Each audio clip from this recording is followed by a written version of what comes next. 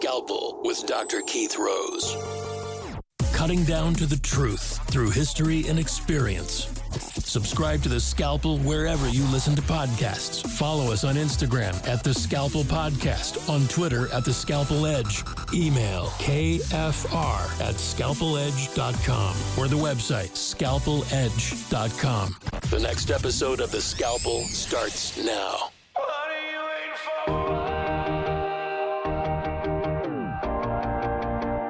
What are you waiting for?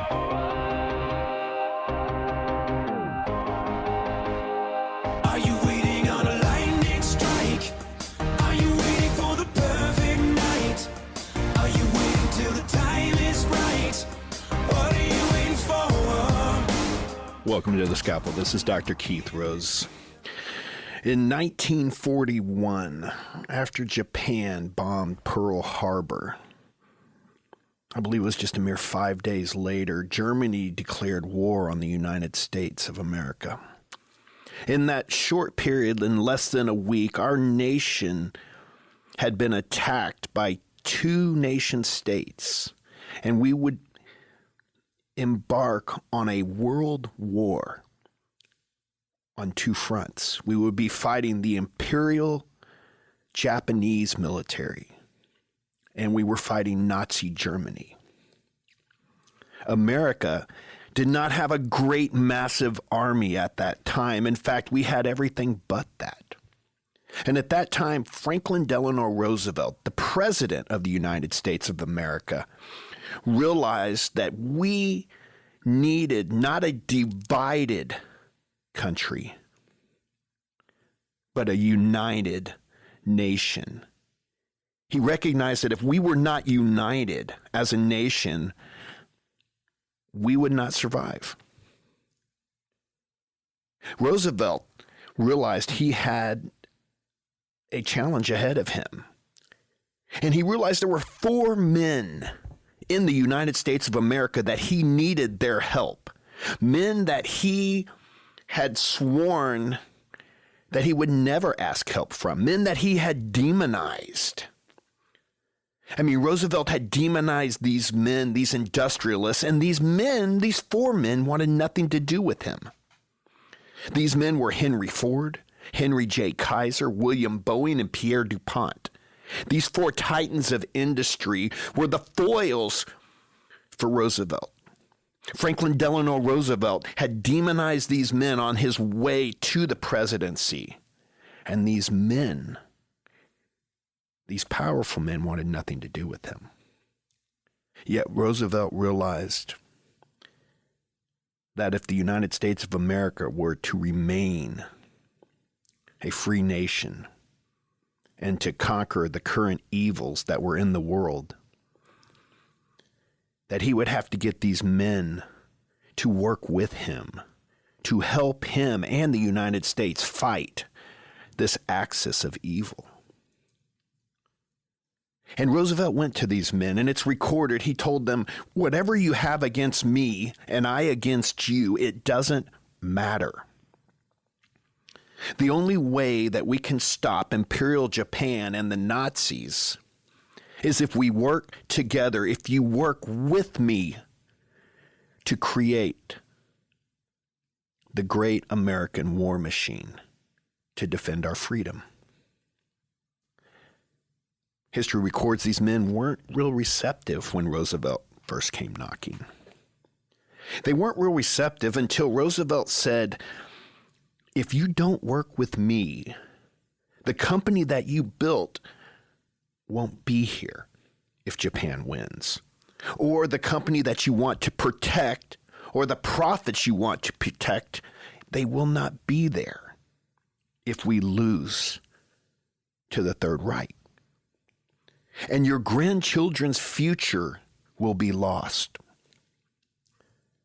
So with millions of lives at stake, four men built the arsenal of the free world. And what America did next is the stuff of legends. William Boeing built 98 1,000 bombers in record time, including the legendary B-17 Flying Fortress. Henry Ford in the Willow Run factory was building a B-25 every 60 minutes. Pierre DuPont manufactured 50 million hand grenades, and DuPont went on to build the atomic bomb. In fact, in Hanford, Washington, he hired over 130,000 people to extract the plutonium from the Los Alamos test site. These men came together. These men that didn't like the leader of our nation at the time, but recognized that our nation did not need division. It needed to be united. Now, fast forward. In 2021, I will put to you, we are in a crisis that I believe is even greater than it was during World War II. Because we face a threat not from an imperial Japanese military force, not from a crazed Nazi Third Reich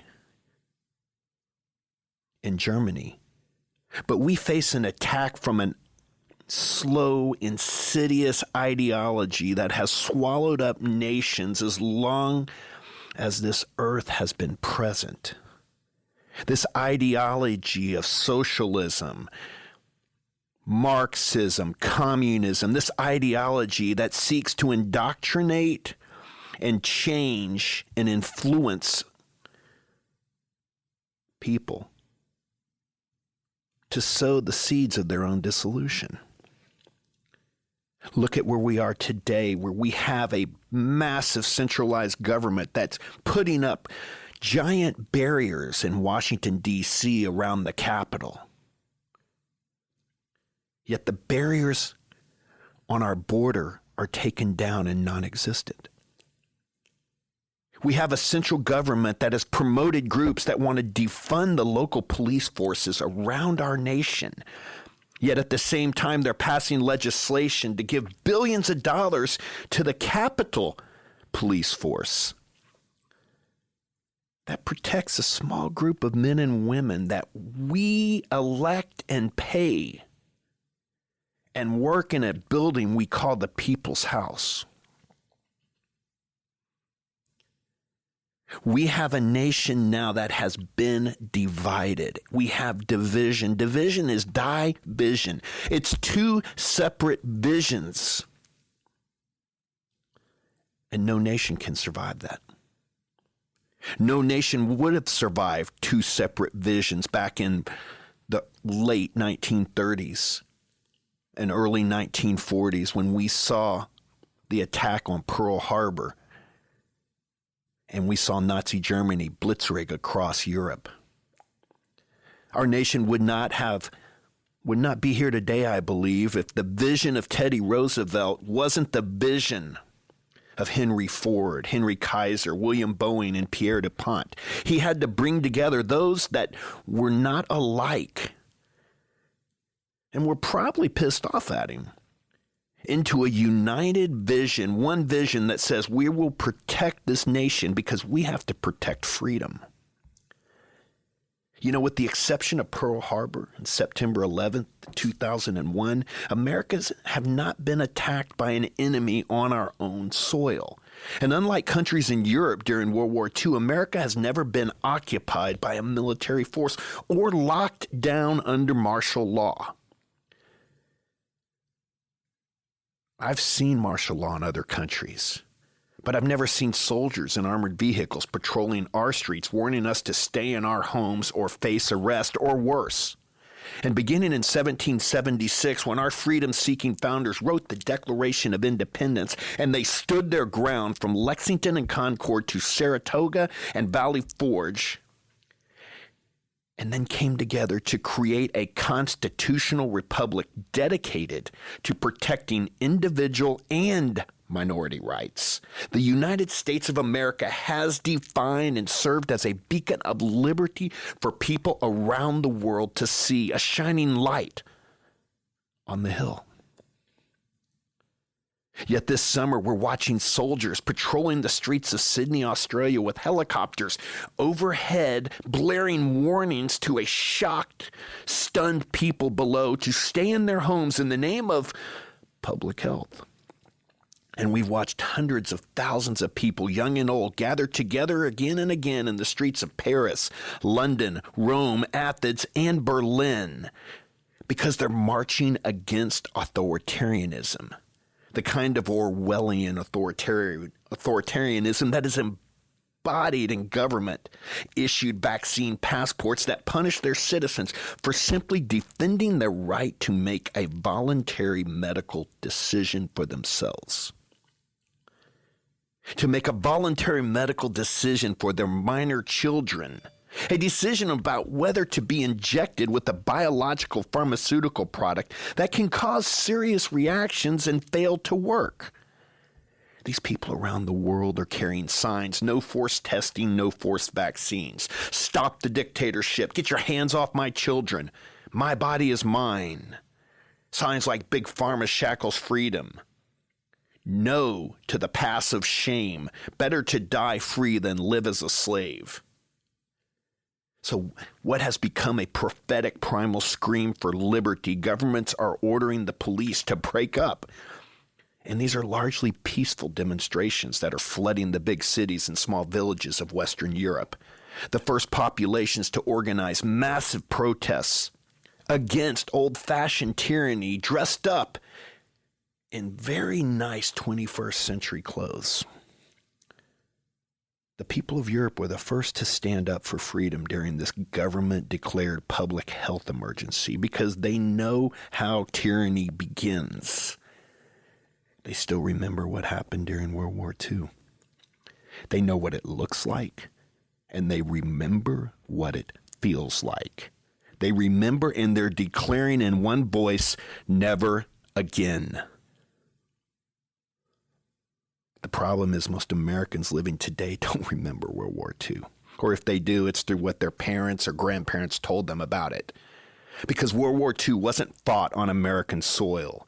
Americans went to war in Europe to stop the slaughter of millions at the hand of an authoritarian fascist government commanding the army of the Third Reich that killed in the name of public health and safety, by the way. Even an authoritarian communist government slaughtered many more millions during the reign of terror in the Soviet Union. But the liberal academic agenda today that has been indoctrinating our children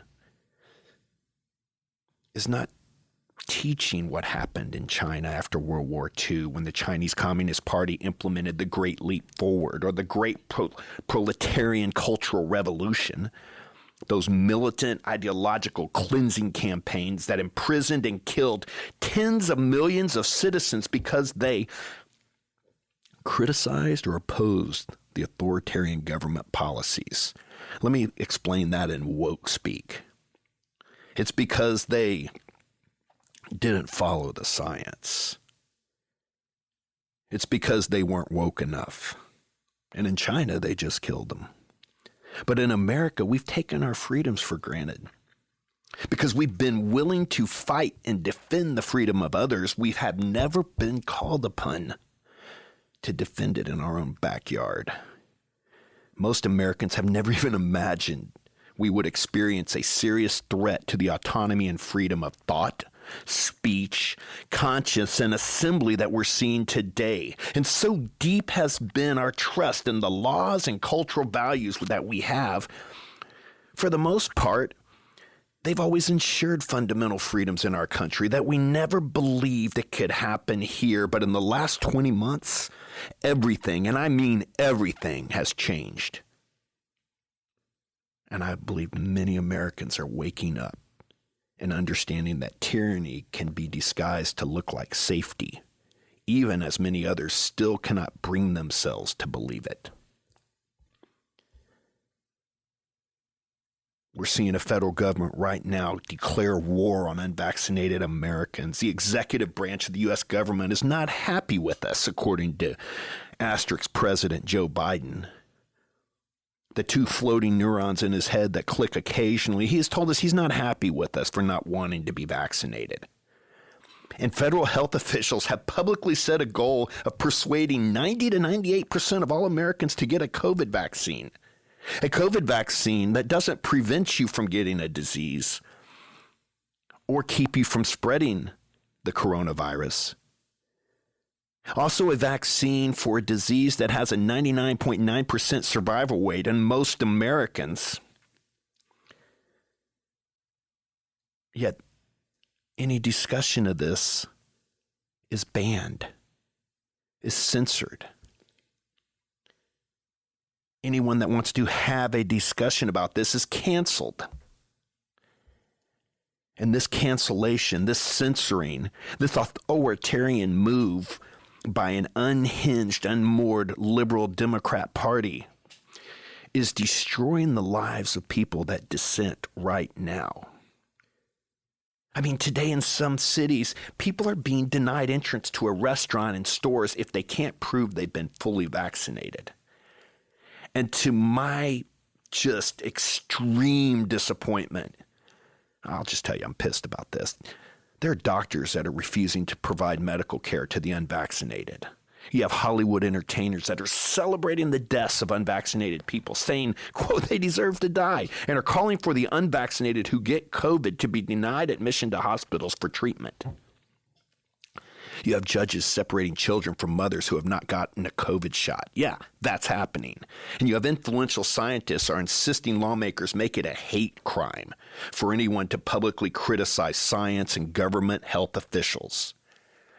And if you dissent, if you say, I'm not doing it, you're told you're selfish. You're characterized as an enemy of the state for simply defending the human constitutional right to informed consent to medical risk-taking. You see the normalization of the ritualistic persecution of American citizens who are refusing to give up their basic right to autonomy, which is the first and most fundamental human right. The Orwellian message is clear. The life of any person who dissents from government policy must be systematically destroyed. Our government's demanding obedience. Government health officials characterize public health policies that segregate, discriminate, and they're turning Americans against each other. They're separating us into the good and the unvaccinated. Yet a lot of us Americans who have freedom running through our veins instinctively know that segregation and discrimination are not good. They know that the persuading a majority of citizens to scapegoat a minority of citizens to cover up for the failures of government is allowing evil to triumph. But we're starting to see the rise of true Americans. We're starting to see American citizens dissent, both vaccinated and unvaccinated. We're seeing the filling of the ranks of every socioeconomic class, every political party, and every faith-based community. They understand the meaning of the warning that the only thing necessary for the triumph of evil is for good men to do nothing. And they're not going to stand by and do nothing. Because when a government threatens to take away your rights to employment, education, healthcare, and the ability to enter a store and buy food, to enter a hospital or travel on public transportation, there is no other word for it but tyranny. And as a nation, we will not survive if we allow this to continue. But I believe we're going to come together. I believe we will pass this test in the storied history of our nation. I believe we can act responsibly to protect our liberty. We can restore the spirit of freedom to its rightful place at the center of our culture. We will do it because we know that if the state can track down, and force individuals against their will to be injected with biologicals known and unknown toxicity today, then there will be no limit on which individual freedoms the state can take away in the name of, quote, the greater good tomorrow. So this is a time of choosing. And you can choose to be a hero wherever you live. You can just choose to reject the ugly call to shame and punish your friends, family members, neighbors, colleagues, and fellow citizens for defending the human right to autonomy and the protection of bodily integrity, which is the essence of informed consent. You can choose freedom, freedom over fear. You can be the one who never, ever has to say you did nothing today what you could have done to change tomorrow. Do it for your children. Do it for your grandchildren. Do it for yourself and for generations to come, because it's your health, your family, and your choice. And this is our mission. No forced vaccinations. No loss of freedoms, not in America, because the day of compromise, confusion, and apathy is dead. It's dead to me. My day of compromise, my day of confusion, my day of apathy is dead, and I'm going to become evil's worst nightmare. This isn't political, it's telling the truth. Back when World War II hit, President Roosevelt recognized he needed a wartime citizen. Well, I will tell you, we need wartime patriots today, because we are at war with an ideology that is pure evil. We need wartime pastors of all denominations. We need to take our differences and put them aside. We need to come together ideologically, religiously, and socially in every group in this nation to protect freedom. And only our silence and only our compromise in our churches and in our cities and in our states will allow them to be shut down. And if we don't act, those doors will be closed. I remember Roosevelt said we have to drop our differences to build the American war machine. Well, I will tell you, we need to drop our differences now to build the American revival war machine. Currently, we have 70 million deaths from abortion, and these COVID-19 lockdowns and the abuse of power, the school boards and the teaching of our young children about sexual deviance is wrong. The manipulation of critical race theory is wrong. And pastors, quit worrying about losing your members or losing your votes and start standing for righteousness and truth. Because if we don't act, then we are traitors to our own nation. And the local church, I believe, is our secret weapon. The local patriot is our secret weapon. We can no longer abandon our values, our Christian values that are constantly attacked at work and school. Because I know a lot of folks right now, a lot of folks in church that are going, I just want to go back to the pre-pandemic Christianity.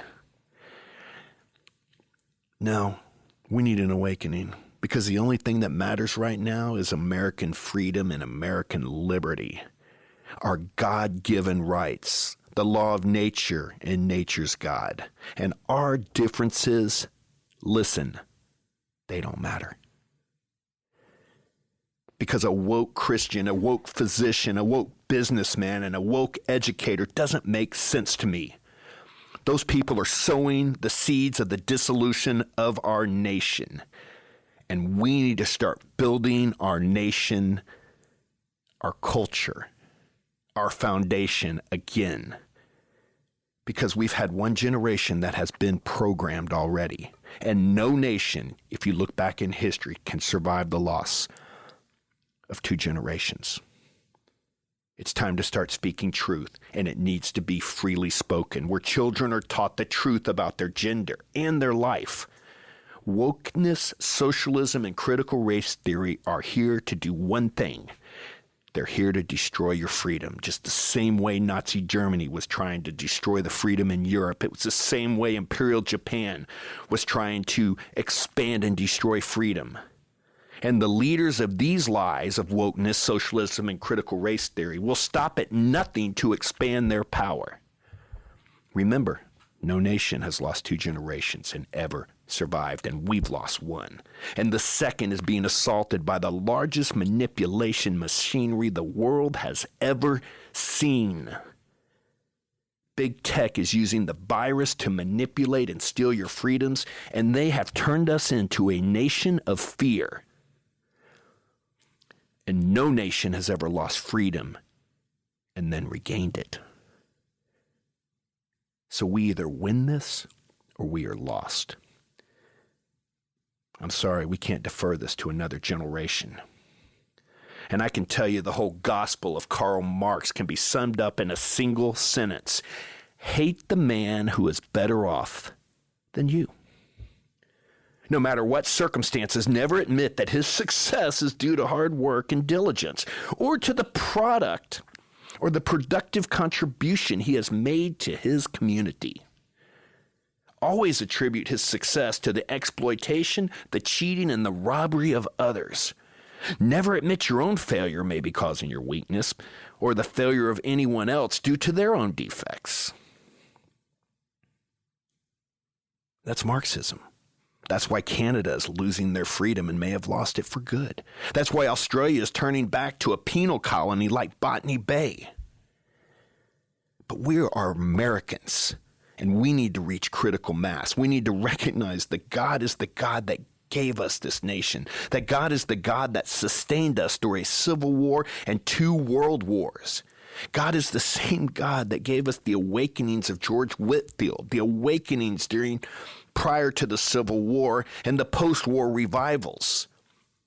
He is the God of the prosperity and freedoms we enjoy today. He is the God of Billy Graham and of the Jesus movement. And we need the Christian patriot and the Spirit-filled Pentecostal. They need to come together with some fire that God has given them.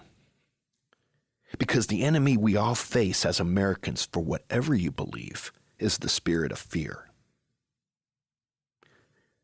Now, I personally believe that the hand of God that Benjamin Franklin so poignantly spoke about as we were forming this nation and the Constitution, I believe he will spare us from the agenda of wokeness. And I believe a miracle is at the door.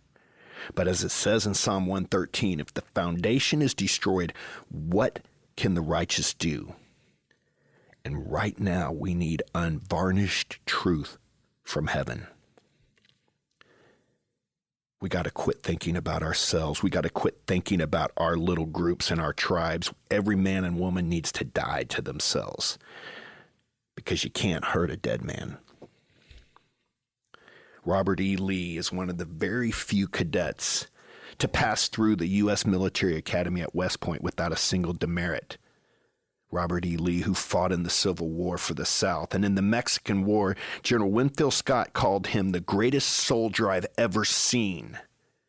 And as an Army engineer, he rerouted the Mississippi River and saved the city of St. Louis. Now, I know that's not taught, but Robert E. Lee was a great man.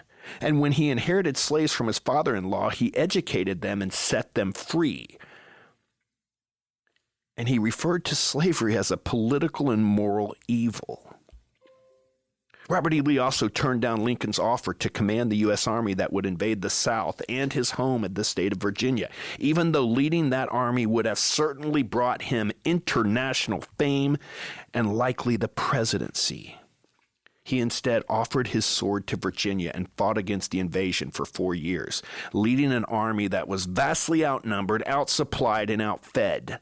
And after the war, as the most beloved figure on either side of the war, he turned down all the opportunities that would have enriched him by refusing to sell his family name. He chose instead to take a job with meager pay at Washington College because he knew, listen, that rebuilding the country meant we need to raise men of high honor and character. And his first act as president of the college was to build a chapel. On Lee's last visit to Richmond, I want you to listen to this. A lady approached General Lee with an infant in her arms and asked, "Would you please hold my baby?" General Lee looked at the child and he looked the woman right in the eye. And he said, "You must teach him to deny himself. Biographer Douglas Southall Freeman pointed out that this one statement characterized the entirety of how General Lee lived. And as the end of his life was approaching, Robert E. Lee was asked, with all of his accomplishments, what should his headstone say? He answered simply that I am a poor sinner trusting in Christ alone for my salvation. And that a monument to this man has been taken down is a monument itself. Because the barren space where his memorial stood is a testament to the depraved depths to which the morality and character of our society has fallen. And in the famous words of General Lee, we need to deny ourselves. But we can have an awakening. Because as Christ followers, we don't put people on crosses, we help them carry them. Proverbs 26:4 says, do not answer a fool according to his folly, or you will be like him. Answer a fool as his folly deserves, that he not be wise in his own eyes. So I'm going to speak the truth. The truth is God's life in us expresses itself as God's life, not as a human trying to be godly. And the secret of a Christian's life is that the supernatural just can become natural in him as a result of the grace of God. And the experience of this becomes evident in the practical, everyday details of life, and not in the times of we're just having that intimate fellowship with God. And when we come into contact with the things that create confusion and a flurry of activities, when we come into the chaos that we see today in the United States, we find to our own amazement that we have the power to stay wonderfully poised even in the center of it all, as long as we are trusting in God. We have to come together. We can no longer be divided. We can no longer have division, two visions for this nation. We have a responsibility. That means we respond and have the ability to take back this nation and keep it the greatest, freest country the world has ever seen.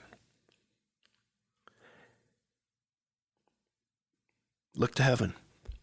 Look to your fellow patriots. Our time of division is over.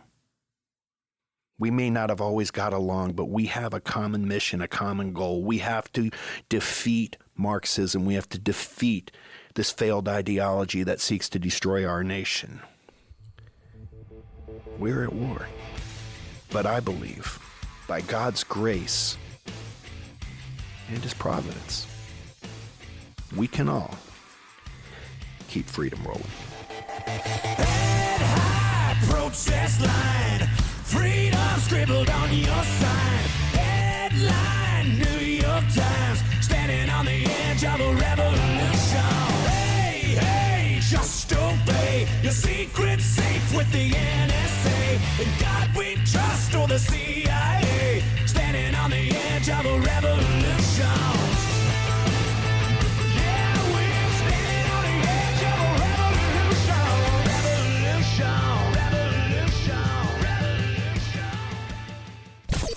Scalpel with Dr. Keith Rose. Give us a 5-star rating on Apple Podcasts and subscribe to The Scalpel wherever you listen to podcasts. Follow us on Instagram at The Scalpel Podcast, on Twitter at The Scalpel Edge, email kfr@scalpeledge.com, or the website scalpeledge.com.